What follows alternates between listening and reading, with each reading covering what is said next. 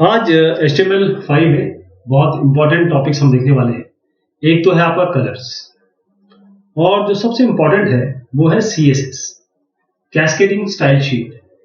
तो कलर जो है HTML में आप स्पेसिफाई कर सकते हैं कलर नेम देके। आप डायरेक्ट कलर नेम दे सकते हैं, आप एक RGB वैल्यू दे सकते हैं, रेड ग्रीन ब्लू वैल्यू दे सकते हैं, या फिर आप हेक्स वैल्यू दे सकते हैं, हेक्साडेसिमल वैल्यू दे सकते हैं।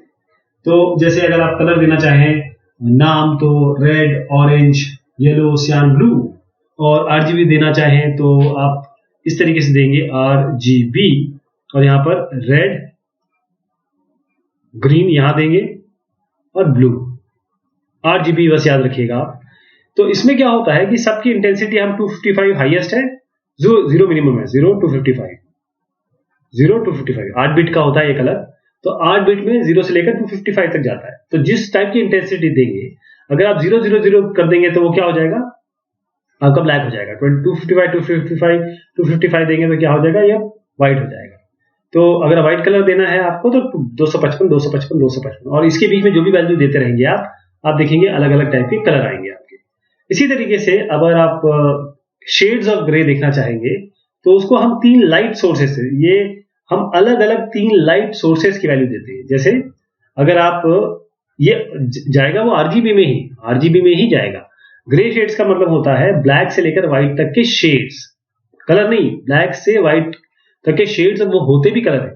जैसे हम RGB बिल्कुल यही फंक्शन यूज करेंगे, और अगर हम 90 यानी एक इक्वल वैल्यू दे देंगे तीनों को, तो हमारा एक ग्रे का शेड आ जाएगा। ऐसे हम 200 दे देंगे तो एक ग्रे का शेड आ जाएगा। और फिर हेक्स वैल्यू अगर हम देना चाहें तो मान लीजिए आपको रेड देना है, तो HTML में कलर को आप हेक्साडेसिमल में इस फॉर्म में देते हैं। देखिएगा किस तरीके से हैश लगाते हैं उसके सामने। ये होता है RR, ये होता है GG, ये होता है BB। ये रेड के लिए है, ग्रीन के लिए है, ब्लू के लिए। और हेक्साडेसिमल वैल्यूज कहां से कहां तक जाती हैं, 00 से लेकर FF तक। जैसे डेसिमल में आपकी 0 से 255 तक जा रही है ना यहाँ पर, ऐसी ये 00 से लेकर FF तक जाएंगी। तो मान लीजिए मैं केवल रेड देना चाहता हूं तो मैं क्या दूंगा, हैश RR 0000। अगर मेरी मर्जी है कि नहीं मैं ब्लू देना चाहता हूं, केवल ये देना चाहता हूं, तो बाकी सबको 0 कर दीजिए, और यहां पर क्या कर दीजिए, FF। तो इस तरीके से आप देखेंगे कि ये अलग अलग आपके हेक्साडेसिमल का भी तरीका है, अलग अलग कलर लाने का, अलग अलग शेड्स लाने का। अगर आप इसमें अगर एनालॉजी बिठाएं कि ये तो ठीक है, अगर आप मुझे ग्रे देना हो हेक्साडेसिमल में तो क्या करेंगे, तो बिल्कुल सेम हम करेंगे, हैश देंगे, तीनों की वैल्यू सेम कर देते हैं। जैसे मान लीजिए CC। अब 0 से लेकर FF तक जाता है ना, बस इसके कॉम्बिनेशन बना लीजिएगा। और हेक्साडेसिमल में क्या होता है, 0 से 9 तक होता है, यहाँ तक ऐसे 0 से 9 तक वैल्यू होती है, फिर उसके बाद A से शुरू होती है तो F तक जाती है। तो कुल मिला के 16 वैल्यू हो जाती है। 0 से शुरू किया ना, तो अगर गिनेंगे आप तो कुल मिला के 16 वैल्यू होगी। तो एक को चेक करते हैं, आप अपने कोड में जाते हैं और सबसे पहले शुरुआत करते हैं आपकी, जो सबसे पहले मैंने बताया था आपको, कलर नेम देके। कलर नेम देके कैसे करेंगे, यहाँ जाएंगे अपने पेज में, यहाँ मैंने सारी चीजें पिछली हटा दी हैं। अब नया हमारा बिल्कुल ऐसा पेज है, इसमें केवल एक H1 हेडिंग स्टाइल है। तो क्यों ना सबसे पहले हम इसको कलर दें, और उसके लिए आपको कुछ भी नहीं करना है। कलर देने के लिए बहुत ही आसान है, तीनों में ही इसी तरीके से करना है जैसे H1 है।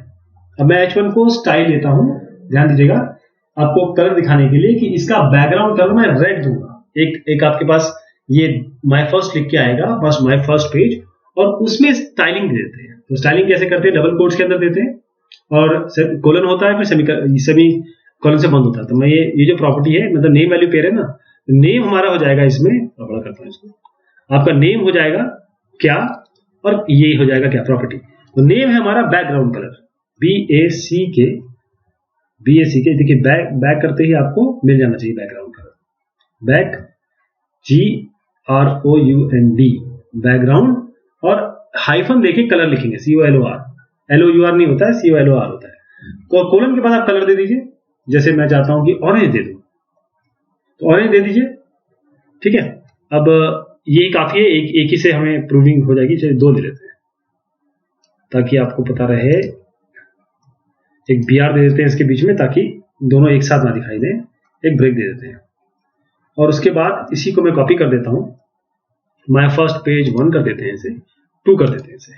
और बैकग्राउंड कलर अब यहाँ पर ऑरेंज की जगह हम चेंज कर देते हैं, मान लीजिए सियान कर देते हैं, कंट्रोल एस करते हैं इसको और रन करा देते हैं अपने पसंदीदा आपके ब्राउजर में। और आप देखिएगा ये माय फर्स्ट आपके पीछे ऑरेंज है और माय फर्स्ट पेज 2 के पीछे आपका सियान है। तो ये तरीका है आपके कलर का, किसमें शो करना है अगर आपको, तो किसमें अगर आपको कलर का नाम देना है। अरे मेरी मर्जी है, अब तो मैं तो इसको आरजीबी के तहत दूंगा, मैं आरजीबी के तहत देना चाहता हूं। तब क्या करेंगे, बहुत आसान है, इसमें क्या करना है, इस जगह पे जाके यहाँ पर जब बैकग्राउंड कलर दिया है ऑरेंज, केवल इसी जगह चेंज करना है आपको। अब मैं इसको करता हूं आरजीबी, जो मैंने फंक्शन अभी आपको बताया था, ब्रैकेट कीजिए और यहाँ पर आप जो भी देना चाहें आपकी मर्जी है। इसमें एक काम करेंगे, आरजीबी में मैं आपको दे देता हूं कोई भी वैल्यू, जैसे 0 to 55। आपको पता है ये क्या आने वाली है, ये ग्रीन आने वाला है क्योंकि मैं यहां भी 0 देने वाला हूं। ओके, अब मैं ये आपके साथ ये शेड्स भी बता देता हूं। तो ये आरजीबी को ही यहां कॉपी कर लेंगे। अब ग्रे शेड्स देखिएगा, ग्रे के शेड आएंगे इसमें अलग अलग। यहां पर हम देते हैं 0 to 55 आपका, और हम सारे वैल्यू एक एक दे देंगे, एक ही देंगे। यानी हम दे देते हैं 100, यहां पर भी 100 और 100, तीनों वैल्यू सेम रहेगी तो आपका ग्रे शेड्स आएंगे इसमें। इसको कॉपी करते हैं 100 को और यहाँ पेस्ट कर देते हैं, कंट्रोल वी। ठीक, अब कंट्रोल एस कर देते हैं। यहां पर आपको एक कलर आना चाहिए और यहां पर आपको ग्रे शेड आना चाहिए, वो भी एक कलर ही है। कंट्रोल एस करिए, रन करा दीजिए अपने ब्राउजर में। तो ये ग्रे शेड है और ये आपका कलर है। अब ग्रे शेड से क्या समझते हैं आप, मैं एक ग्रे शेड और देके दिखाता हूं आपको, ताकि आपको समझ में आ जाए कि ग्रे शेड और क्या होता है। देखिए, ब्लैक और व्हाइट के बीच में जितने कलर होंगे ना, मैं इसको कर देता हूं अब 200। अब ये थोड़ा सा व्हाइटिश के करीब जाएगा क्योंकि 255 के करीब जा रहा है ये 200, लेकिन तीनों को एक ही देना पड़ेगा आपको। यहां 2, कंट्रोल एस करिए, उसको रन करा दीजिए। तो आपका देखिए ये ग्रे शेड है, थोड़ा व्हाइटिश की तरफ चला गया, तो ग्रे ये होता है। दोनों में अंतर ज्यादा कुछ नहीं है क्योंकि आरजीबी ही है दोनों। अब हम आते हैं अपने हेक्सा वैल्यू पे। अब इसी जगह पे हम हेक्स में चेंज कर देते हैं। अब मैं थोड़ा कलर चेंज करता हूं। अब मैं चाहता हूं कि इस जगह आप क्या करेंगे, ये FF00 से लेकर FF तक जाना है आपको, तो यहां क्या देंगे, ये सब हटा दीजिए। बैकग्राउंड कलर सेम रहेगा, यहां बस नेम सेम रहेगा, वैल्यू बदलती रहेगी। यहां पर हैश दीजिए, हैश। अगर कीबोर्ड आपका ये वाला है, जो नॉर्मल कीबोर्ड हमारा ASDF कीबोर्ड होता है, तो उसमें हैश जो है 3 के ऊपर होता है, 3 नंबर के ऊपर होता है। हैश करिए, यहां पर FF दीजिए, कैपिटल में देते हैं, ये एक कन्वेंशन है। FF00 दे दीजिए, या फिर कोई और आपको पसंद है तो यहां पर FF और दे दीजिए, थोड़ा अलग कलर आ जाएगा। ये FF हो गया। अब इसका कलर देख लेते हैं। और अब मैं इसको शेड, ग्रे शेड में भी देता हूं, तो इसको कर देते हैं यहां पर, इसी को कॉपी कर लेते हैं, यहां पेस्ट कर देते हैं। अब इस ग्रे शेड में क्या करना है, इसको CC तीनों CC दे दिए, और यहां पर आप क्या करेंगे, एक ग्रे शेड और दिखाते हैं आपको इसमें हेक्साडेसिमल में। तो हेक्साडेसिमल में ग्रे शेड कैसे दिखेगा, यहां पर होगा कुछ भी कर दीजिए, BB, क्योंकि A से लेकर अब तक जाता है, तो कंट्रोल एस करिए। अब इसको रन कराइए आप। अब कौन सा कलर आने वाला है, यहां पर पिंक आ गया, पिंकिश टाइप कुछ आ गया। यहां पर आपके ग्रे के शेड आए, देखिए ग्रे के अलग अलग शेड है, दोनों एक जैसे दिख रहे होंगे, लेकिन ये ग्रे के अलग अलग शेड है। तो अब आप समझिए किस तरीके से हम कलरिंग करते हैं। अब हम, क्योंकि कलर बताना बहुत जरूरी था, इससे पहले कि हम CSS पे आए, अब हमारी कैस्केड स्टाइल शुरू होता है। Cascade style CSS cascade style sheet बहुत इंपॉर्टेंट है। आपकी पूरी जो कलरिंग है, आपकी पूरी जो फॉर्मेटिंग है, उसका ये एक आप समझते हैं बेसिक बिल्डिंग ब्लॉक है। अब इसमें स्टाइलिंग HTML जो हम CSS से करते हैं, CSS स्टैंड करता है कैस्केडिंग स्टाइल शीट के लिए। CSS ये बताता है, डिस्क्राइब करता है किस तरीके से एलिमेंट डिस्प्ले होंगे स्क्रीन पे, पेपर पे, या किसी और अदर मीडिया पे, क्योंकि हमको केवल यहाँ तो नहीं दिखाने हैं, वेब पेज पे इसको प्रिंट भी लेना है। तो CSS हम 3 तरीके से ऐड कर सकते हैं। CSS हम देख रहे हैं, CSS हम 3 तरीके से ऐड कर सकते हैं। We are talking about CSS now, cascading style sheet. एक होता है इसमें इनलाइन, ये इसमें आप स्टाइल एट्रीब्यूट लेंगे, HTML एलिमेंट्स में ही डाल देंगे। एक होता है इंटरनल, इसमें आप ये स्टाइल यूज करेंगे, style tag, style element basically, और हेड सेक्शन में करेंगे इसे, किसमें, हेड सेक्शन में। तीसरा होता है आपका एक्सटर्नल, इसमें एक एक्सटर्नल हम CSS फाइल यूज करेंगे। तो जो मोस्ट कॉमन तरीका है इसमें, इसको स्टाइल हम अलग सेपरेट फाइल में रखते हैं। हम यहाँ पर इनलाइन भी यूज करेंगे आज, और इंटरनल स्टाइलिंग भी यूज करेंगे, और इसको डिमॉन्स्ट्रेट करना इजी है क्योंकि उसके लिए तीसरे के लिए हमको अलग से फाइल चाहिए होगी। इन दोनों से ही आप समझ में आ जाएगा आपको कि अगली फाइल कैसे बनेगी। वो सीधा एक फाइल बनाएंगे जिसका .css एक्सटेंशन देंगे और उसको कॉल कर लेंगे आप। तो इनलाइन CSS, इनलाइन जो CSS है,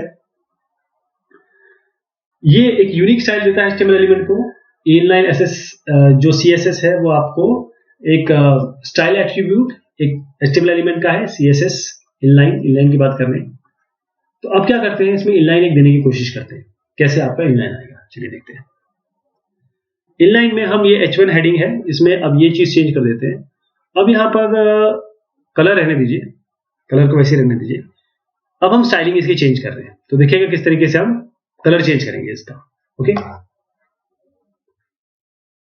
तो आप जो ये कलर को कोलन करके यहाँ ब्लू कर रहे हैं या अपना बैकग्राउंड कलर बदल रहे हैं, तो ये जो सारी चीजें हैं ये स्टाइलिंग ही है, यही कैस्केडिंग स्टाइल शीट है, कुछ अलग नहीं होता है। ये जो आपका इनलाइन जो मैंने बताया, जो 3 में से एक इनलाइन है, वो यही है। अगर मैं इसको कलर को ब्लू कर देता हूं तो क्या होगा, ये मैंने किया क्या, मैंने इसको कैस्केडिंग स्टाइल शीट या स्टाइलिंग ही तो दी है, स्टाइल दे दी हमने। उसको रन कराते हैं, बिल्कुल सेम, कोई भी अंतर नहीं है। हम अपने कंटेंट को स्टाइलिंग दे रहे हैं बस। अब हमारे बैकग्राउंड में नहीं, अब हमने इसको स्टाइलिंग दे दी, कलर इसका इस फॉन्ट का अब ब्लू आएगा। अब जरा इंटरनल CSS अगर आप देखना चाहते हैं तो हम CSS को इंटरनल एक CS बनाएंगे। ये स्टाइल एक HTML पेज के, क्योंकि इनलाइन मतलब ये होता है, ये इंटरनल होता है, इनलाइन नहीं इंटरनल। आप अपने HTML के कोड के अंदर ही देते हैं, इसीलिए केवल ये एक HTML पेज के लिए लागू रहेगा, ध्यान दीजिएगा एक। जबकि अगर कैस्केडिंग स्टाइल शीट आप बनाते हैं अलग से एक्सटर्नल, तो वो बहुत सारे पेजेस के लिए होता है। तो जब वेबसाइट बनाते हैं तो बहुत सारे पेज जरूरत होती है, तो उन सबके लिए एक स्टाइल शीट बना के रख देते हैं। ये है उसमें मेन मुद्दा, ये है जो इंटरनल CSS है, इसको हम डिफाइन करते हैं हेड सेक्शन में। ध्यान दीजिएगा, हम इस हेड सेक्शन के अंदर बनाएंगे इसे, और किस एलिमेंट के अंदर बनाएंगे, स्टाइल एलिमेंट के अंदर, स्टाइल एलिमेंट के अंदर बनाएंगे, हेड के अंदर। तो यहां पर आप क्या करते हैं, ये हेड में स्टाइल, ये टाइटल वगैरह रहने दीजिए, मेटा वगैरह रहने दीजिए। अब यहां पर आइए और यहां बोल दिए स्टाइल, क्या बोलेंगे, स्टाइल। ये स्टाइल लेते हैं, अब स्टाइल अपने आप आ गया। अब इस स्टाइल को बंद भी कर देते हैं, हेड के अंदर देना है और स्टाइल से शुरू करना है, स्टाइल से एंड करना है। ये आपका स्टाइल के अंदर आएगा, राइट। ये स्टाइल बन गया। उसके बाद अब आप देखिए कि आप बोलते हैं कि मेरे H1 को क्या दिया जाए, मेरे H2 को क्या दिया जाए, और बॉडी क्या होगी, सबके लिए मैं डिफाइन कर देता हूं। तो यहां पर क्या करेंगे, लिखते कैसे, बॉडी, सबसे पहले बॉडी बताइए कि बॉडी कैसे होनी चाहिए। तो बॉडी के लिए अब यहां पर आप ब्रेसेस लगाएंगे, क्या लगाएंगे, ब्रेसेस, आपको लगाने करली ब्रैकेट। और अब जो ये अंदर हमने सीखा था ना, ये वाला हम अंदर वाला जो सीखा था वो यहां पर लिख दीजिए। यानी कि जो बैकग्राउंड कलर है वो आप क्या कर दीजिए, जो भी आपको करना हो इस तरीके से दे दीजिए या जिस तरीके से दे दीजिए, लेकिन ये पूरा लेना है क्योंकि ये भी नेम वैल्यू प्रॉपर्टी की तरह लिखना है आपको। यहाँ पर कलर, बैकग्राउंड कलर और कोलन, उसके बाद आप अपना कलर देंगे और उसके बाद यहाँ पर सेमीकोलन से बंद करेंगे। मैं इसको पाउडर ब्लू दे देता हूँ, थोड़ा सा अच्छा कलर होता है, वेबसाइट में नॉर्मली यूज होता है पाउडर ब्लू, राइट। ये हो गया पाउडर ब्लू आपका। अब यहां पर हमारे पास H1 भी है, तो क्यों ना हम H1 के बारे में भी कुछ बात करें। अब H1 की भी स्टाइलिंग दे देते हैं, तो इसके लिए क्या लिखते हैं, पहले H1 लिखते हैं, स्पेस देते हैं, फिर ब्रेसेस शुरू करते हैं, यानी करली ब्रैकेट आप दोनों देंगे, और उसके बाद आगे कोई सेमीकोलन वगैरह कुछ नहीं लगाना होता है, बस यहाँ पर आप दे दीजिए कलर। कलर क्या होगा, अब इस बार कुछ कलर अलग देते हैं, ब्लू हो गया ना, उसको ग्रीन दे देते हैं। यहाँ पर कलर हो गया। बंद कैसे करना है, सेमीकोलन से। ध्यान दीजिएगा, अगर ये सब नहीं करेंगे कोलन सेमीकोलन, तो फिर इससे आपका चीजें दिखाई देंगी नहीं। अब हम इसकी स्टाइलिंग वगैरह सब हटा देते हैं। अब हमें स्टाइल की क्या जरूरत है, हमने स्टाइल तो दे दी ऊपर, तो यहाँ स्टाइलिंग वगैरह हटा देंगे, ये सब हटा दीजिए।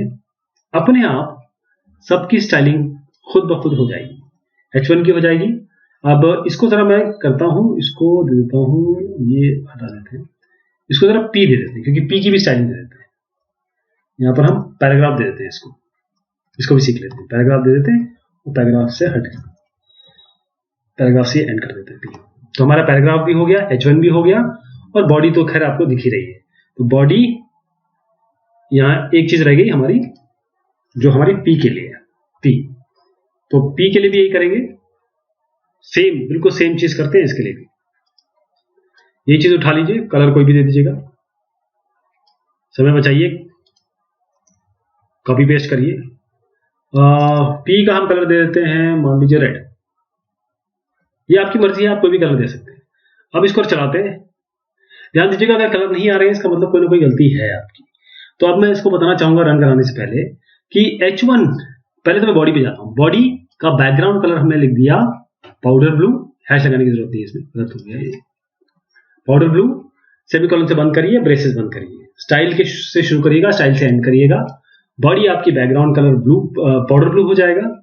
यहाँ पर H1 जो आपकी हेडिंग है 1 वाली, जो हमने यहाँ पर ऑलरेडी दे रखी है, उसमें कलर आपका ग्रीन हो जाएगा। और जो पैराग्राफ यहाँ दिख रहा है, वो P के अंदर जो भी कंटेंट होगा वो आपका रेड में दिखाई देगा, राइट। ये आपकी होती है इंटरनल CSS। क्या कहते हैं इसको? Internal CSS। चलिए इसको रन कराते हैं, पहले सेव कर लें और इसको रन कराते हैं। रनिंग करो। बैकग्राउंड कलर ये दोनों ग्रीन, ये रेड।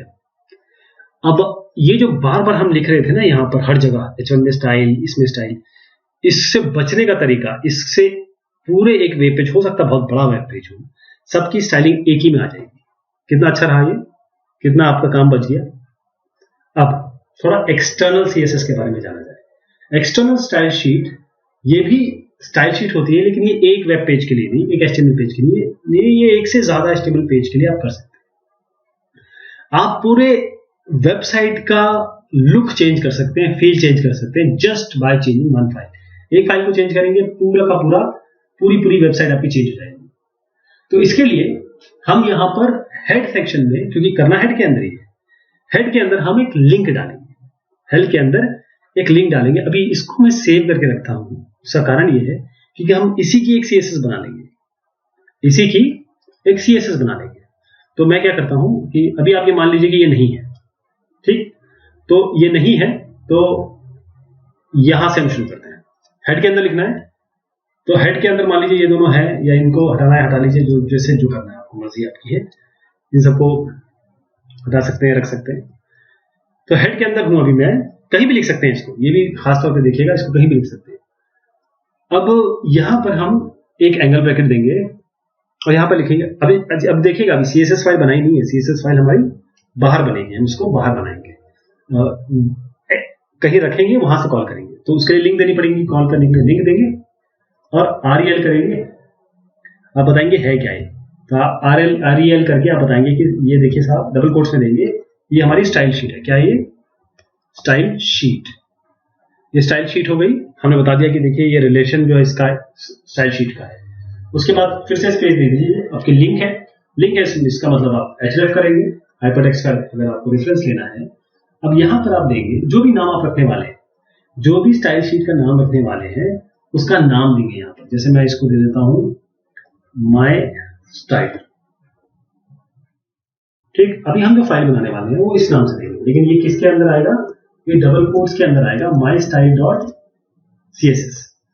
ये mystyle.css हो गया, इसको रन कर दीजिए और एंगल ब्रैकेट्स बंद कर दीजिए। तो हमने क्या किया इस लाइन से, इस लाइन को बताया कि हम एक फाइल बनाने वाले हैं mystyle.css, वो हम यहीं पे रखेंगे जहां पर, या फिर पाथ दे देंगे उसका, हम वहीं पे रख लेंगे जहां पर हमारे पास ये HTML का पेज है, ताकि दिक्कत ना हो। और ये mystyle.css में हम ये कंटेंट डालने वाले हैं। कौन सा कंटेंट डालने वाले हैं? ऐसा कंटेंट डालने वाले हैं जिसमें ये सारी चीजें आपको मिल जाए। तो अब क्या करेंगे हम style.css में, ये style.css जो हम फाइल बनाने वाले हैं, या mystyle.css, पहले तो बना देता हूं उसको, फाइल न्यू, और इसको देते हैं सेव एज। ये वही सेव हो जाएगी जो भी फोल्डर में जहां पर आपका ये HTML फाइल होगी, ये वाली जो देख रहे हैं आप, जो भी हमने बनाई, वहीं पर आप इसको रख दीजिएगा। इसका नाम हमने क्या लिखा, माई स्टाइल। एक बार और चेक कर लीजिए, क्योंकि अगर गलती हुई तो फिर वो दिखाई नहीं देगा।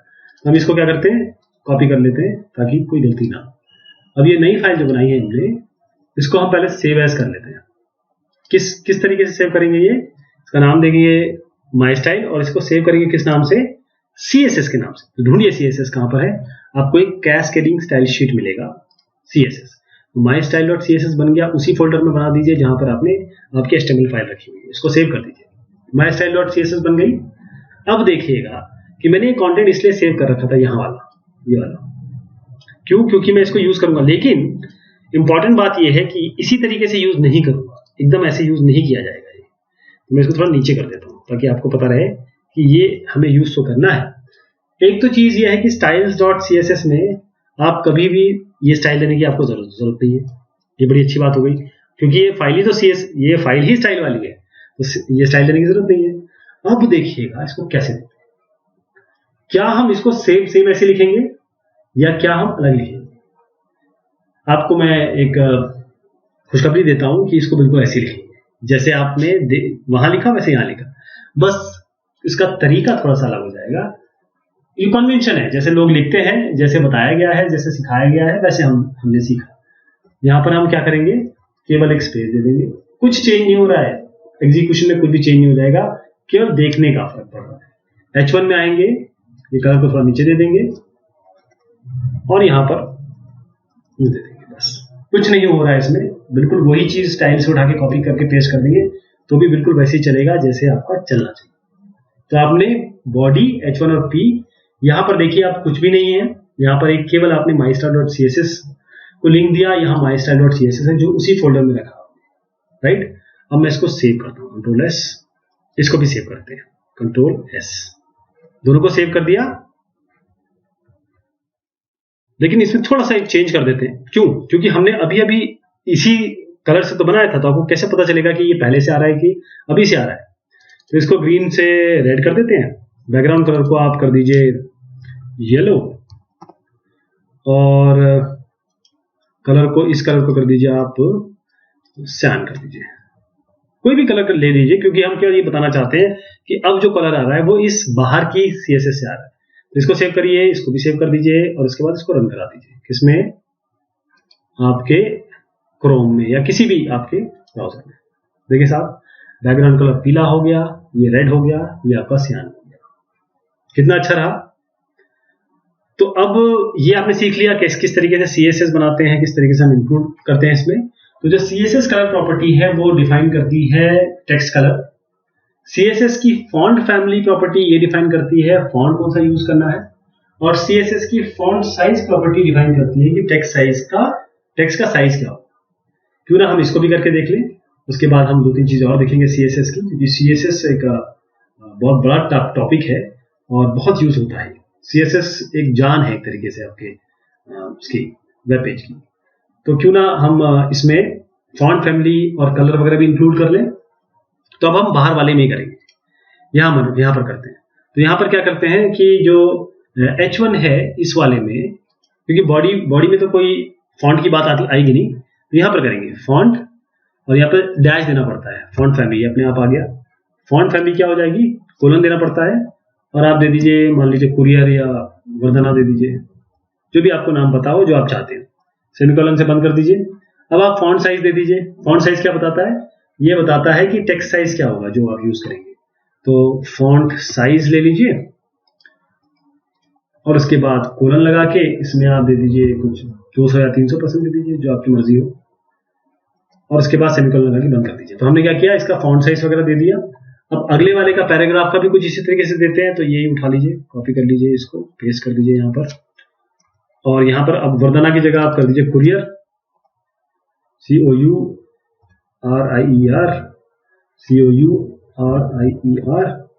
और इसको कर दीजिए करीबन 150% कर दीजिए।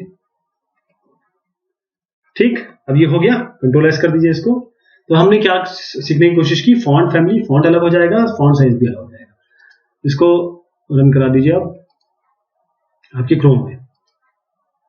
तो अब देखिए इसका साइज बदल गया और नीचे वाला कहां चला गया, ये यहां पर आ गया। इसका सबका कलर भी चेंज हो गया, इन सब का आपका फॉन्ट फैमिली भी चेंज होगी, फॉन्ट साइज भी चेंज हो गया, राइट। अब CSS बॉर्डर की बात कर लेते हैं। एक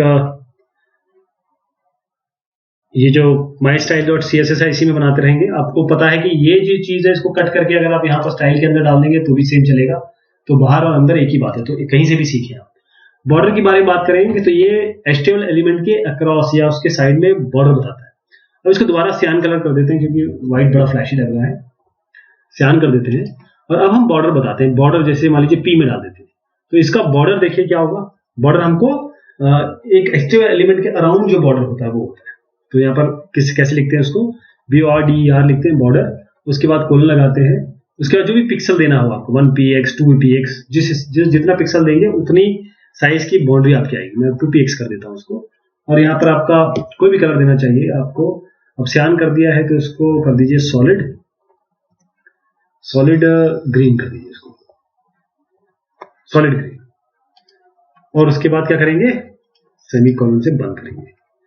ये आपका बॉर्डर हो गया। अब जरा चला के देखते हैं, ये बहुत बड़ा हो गया था तो इसको थोड़ा सा इसको 100% पे रखते हैं और इसको कर देते हैं, ये 1500% हो गया था, ओके, इसलिए इतना बड़ा हो गया था। आपका 150% रखते हैं। चलिए अब इसको रन कराते हैं अपने intro.html को करो। अब देखिए, अब इसके साइड में ये पावर, क्योंकि दोनों का कलर मैच करके इसलिए आपको कंटेंट नहीं दिख रहा है। ये फर्स्ट पेज और फर्स्ट पेज यहां आ गया, इसके आउटसाइड आपको एक बॉर्डर मिल गया, आपको इसके आउटसाइड एक बॉर्डर मिल गया। ठीक है, किस कलर में है, ग्रीन कलर में है। और यहां पर हम दे देते हैं सॉलिड ग्रीन, सॉलिड इसको दे देते हैं रेड, देते हैं रेड, हो गया। और जो कलर हमने दिया है वो कौन सा दिया है, सियान, और ये भी सियान, इसलिए मैच हो गया। इसको कर देते हैं ब्लू। तो हमने कलर ब्लू कर दिया, इसका 2px कर दिया। अगर 1px करेंगे तो अभी देखेंगे कितना आएगा, बहुत छोटी सी लाइन आएगी। फिर इसको रन कराएंगे आप, क्योंकि वो CSS, हम केवल CSS चेंज कर रहे हैं, इसलिए CSS को हम रन करा रहे हैं। रन कराएंगे, रन हमें HTML को कराना है, CSS को नहीं, रन हमें केवल HTML को कराना है। तो देखिए इस तरीके से आ गया है, बॉर्डर भी आ गया। अब पैडिंग की बात करते हैं। पैडिंग का मतलब क्या होता है, पैडिंग प्रॉपर्टी में ये बताती है कि जो स्पेस है, पैडिंग मतलब होता है स्पेस भरना। जैसे मान लीजिए आप किसी को लैपटॉप भेज रहे हैं कुरियर, तो आप क्या करते हैं, डब्बे के अंदर लैपटॉप रखते हैं और बगल बगल में आप कुछ चीजें पैड कर देते हैं थर्मोकॉल से, किसी चीज से। तो बस यही पैडिंग है इसमें। तो टेक्स्ट और बॉर्डर के बीच में कितनी पैडिंग होनी चाहिए, तो अभी हमने बॉर्डर के बारे में पढ़ा। अब इसके बीच में जरा वो पैडिंग भी दे दें। तो इसमें हम क्या करते हैं, इसमें थोड़ा पैडिंग कर देते हैं, PADDING पैडिंग करते हैं, और उसमें कोलन लगा के आप दे दीजिए, मान लीजिए 30px दे दीजिए। जो वैल्यू आप लेंगे अपने आप सीख जाएंगे। जब आप HTML करना शुरू करेंगे तो कौन सी वैल्यू कब लेनी है अपने आप को क्लियर हो जाएगा। तो इसको रिफ्रेश करा लेते हैं, ये देखिए पैडिंग बढ़ गई। तो ये पैडिंग भी आप बढ़ा सकते हैं। इसके अलावा CSS की मार्जिन होती है, CSS की मार्जिन प्रॉपर्टी ये बताती है कि कितना मार्जिन जगह बॉर्डर के बाहर देनी है, outside the border. CSS margin का मतलब ये होता है कि मार्जिन के बाहर कितना देना है। तो यहां पर मार्जिन भी डाल देते हैं, सब चीजें डाल सकते हैं हम एक साथ। मार्जिन में होगा करीबन, अब मैं करता हूं उसको इतना दिखाता हूं आपको कि आपको क्लियर दिखे कि हाँ ये मार्जिन कुछ हुई है। सिंपल, यहाँ पर कुछ नहीं करना है, केवल 50px कर देना है। px का मतलब होता है पिक्सल, px हम ये पिक्सल के लिए लिख रहे हैं, राइट। अब इसको रन करा देते हैं,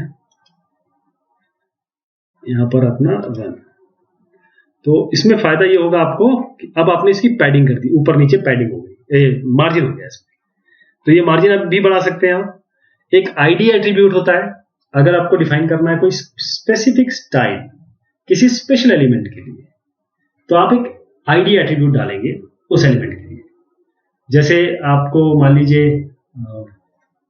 इसको समझिएगा, बहुत इंपॉर्टेंट है क्योंकि बहुत यूज होने वाला है। मैं चाहता हूं कि केवल ये पैराग्राफ के लिए, इस P के लिए एक प्रॉपर स्टाइलिंग, बाकी सब के लिए एक जैसी हो P के लिए, लेकिन इसके लिए कुछ स्पेशल। तो मैं क्या करूंगा, पहले अपने इस कंटेंट में हम स्टाइल में जाएंगे और यहां पर एक नया बनाएंगे। देखिएगा, जैसे मैं ये हैश करिए, हैश और P01, अब ये 01 जो है वहां भी देंगे, ब्रेसेस लगाइए, ब्रेसेस एंड करिए, और यहाँ पर कलर दे दीजिए इसको व्हाइट, क्योंकि सियान पे कलर दिख जाएगा आपको, COLOR कलर, यहाँ पर व्हाइट दे देंगे ताकि कुछ दिख जाए, WHITE, ये हो गया व्हाइट। अब इसको बंद कर दीजिए।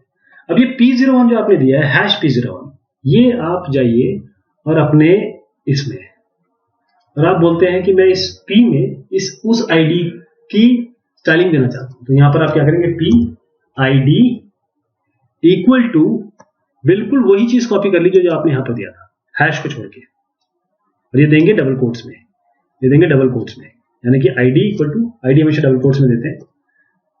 ये हो गया P01। ये आपका एक तरीका हो गया किस तरीके से हम एक पर्टिकुलर, एक special element, you want to define a specific style for one special element and add an ID attribute to the element, तो उसके लिए ये करेंगे। तो अब P01 को हमने कलर दिया, P01 का कर दिया, यहाँ पर आप Ctrl+S करिए, इसको भी Ctrl+S करिए। Ctrl+S करना जरूरी है, सेव नहीं करेंगे तो वहां कुछ आपको दिखाई नहीं देगा। अब इसको रन कराते हैं, तो आप देखिए ये जो स्पेसिफिक चीज है ये व्हाइट हो गई। ये स्पेसिफिक चीज करने के लिए हमने ID एट्रीब्यूट लिया, ID बहुत यूज होने वाला है, ध्यान दीजिएगा।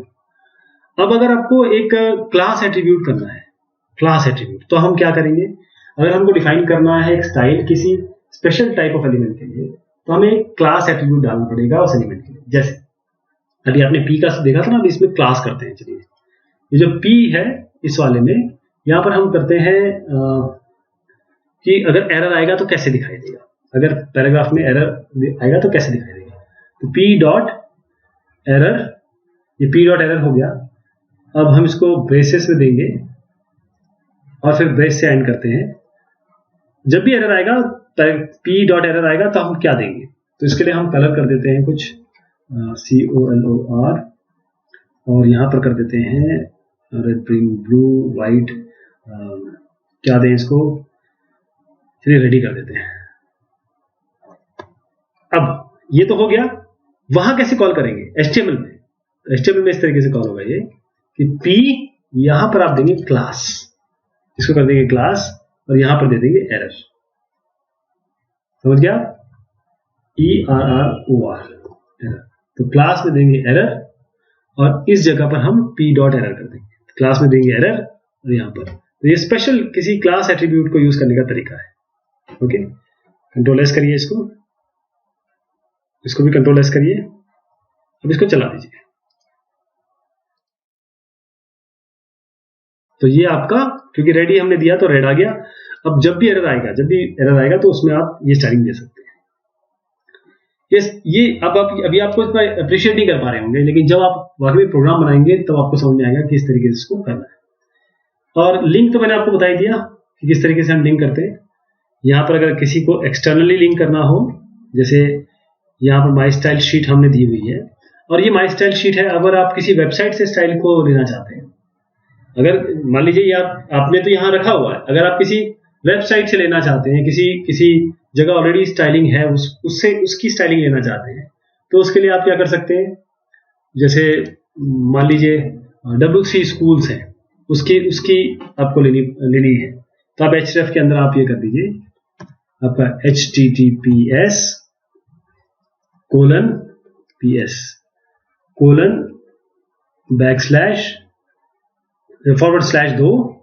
www.w3schools। एक एग्जाम्पल दे रहा हूं, आप किसी भी साइट से ले सकते हैं, ये केवल एक एग्जाम्पल के तौर पर लीजिए। HTML में जाइए और यहां पर आप .css कर दीजिए, राइट। अब ये .css किया तो हम इसको रेफरेंस यहां से ले सकते हैं, CSS अगर यहां पर एग्जिस्ट करती होगी तो ये वाली स्टाइलिंग आ जाएगी, वरना हमारी जो पुरानी स्टाइलिंग है वो तो आ ही जाएगी। लेकिन वो पुरानी स्टाइलिंग हमने हटा दी तो वो भी नहीं आएगी, तो कोई भी स्टाइलिंग नहीं आएगी। समझ रहे हैं आप, स्टाइल शीट लिया, उसका यहाँ पर वो चेंज कर दिया, पाथ चेंज कर दिया। अगर बाई चांस ये पाथ नहीं मिलता है या ये फाइल वहां नहीं मिलती है तो ये स्टाइलिंग तो आएगी नहीं आएगी, और कोई स्टाइलिंग दी भी नहीं है आपने। तो आप देखते हैं इसका क्या रिजल्ट आता है। यहाँ पर क्रोम में चला दीजिए, तो इसमें ये आपकी स्टाइलिंग आ गई। अगर जो styles.css आपने मांगी इधर पे HTML, एक मिनट यहाँ पर कुछ चेंज करना है हमको। इसमें HTML था, इसमें आप, क्योंकि इनकी जो फाइल है वो स्टाइल्स नाम से है, styles.css करके। तो अगर ये एग्जिस्ट करती है, क्योंकि मैंने कहा था एग्जिस्ट नहीं करती तो कैसे आएगा, देखिए खाली आ गया हमारा, बिल्कुल एग्जिस्ट कर ही नहीं रही थी। अगर ये अब एग्जिस्ट करती है HTML के अंदर styles.css, तो हम जरूर बेहतरीन सा एक लुक पाएंगे। वो भी चला दीजिए। तो ये आपका आ गया। ये जो आपकी स्टाइलिंग है ये W3 Schools में दी है, ऐसे आप किसी को भी लिंक कर सकते हैं। तो आज हमने बात की बहुत सारी चीजों की, कलर्स की पहले की, फिर स्टाइल की बात की। पहले मैं आपको बता देता हूँ, स्टाइल एट्रीब्यूट इनलाइन स्टाइलिंग के लिए होता है, और उसके लिए हम यहाँ पर देखिए जो HTML का स्टाइल देना है वो हम इस तरीके से करते हैं, ये स्टाइल के अंदर। फिर उसके बाद हमको लिंक करना है तो लिंक के अंदर करते हैं, ताकि हम रेफर कर सकें किसी एक्सटर्नल CSS स्टाइल को। जो HTML हेड है वहीं पे हम स्टाइल रखते हैं, लिंक भी वहीं रखते हैं, HTML हेड के अंदर ध्यान दीजिएगा। जो CSS की कलर प्रॉपर्टी है CLR, वो टेक्स्ट कलर को बताती है। जो फॉन्ट फैमिली है वो आपको बताती है कि टेक्स्ट फॉन्ट की क्या फैमिली होने वाली है। साइज आपको बताता है साइज क्या होगा। बॉर्डर आपको बताता है कि बॉर्डर कितना होगा, टेक्स्ट और बॉर्डर के, टेक्स्ट का बॉर्डर किस तरीके का होगा। पैडिंग मतलब होता है कि आपके टेक्स्ट और बॉर्डर के बीच में जगह कितनी होगी। मार्जिन का मतलब वही होता है कि बॉर्डर के आउटसाइड यहाँ कितनी जगह आप चाहते हैं। ये हमने आज बात की अपने CSS की और कलर की। बहुत शुक्रिया, बाद में आपसे।